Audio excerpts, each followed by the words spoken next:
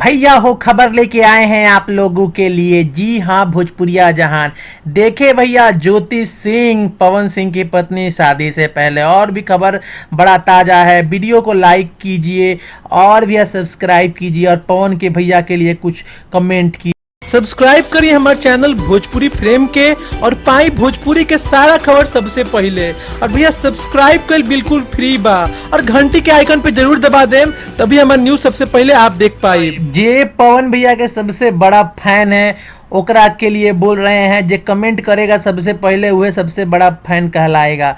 ये खबर जो है भैया पवन सिंह के पत्नी ज्योति सिंह जी के बारे में है।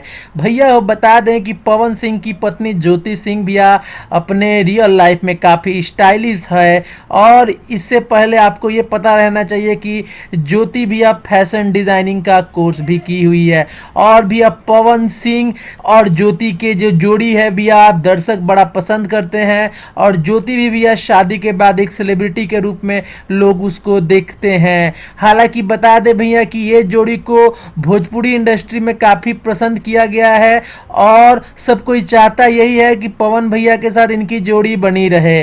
भैया हो अगर पवन भैया के रहुआ सभी फैन है तो कमेंट करें, लाइक के बटन दबाएं और भैया पवन भैया खातिर कुछ बढ़िया बढ़िया लिख दे। उम्मीद करते हैं खबर अच्छा लगा होगा। भोजपुरी फ्रेम से प्रकाश के रिपोर्टिंग, मुंबई। वीडियो के लाइक करें, शेयर करें, कमेंट करें।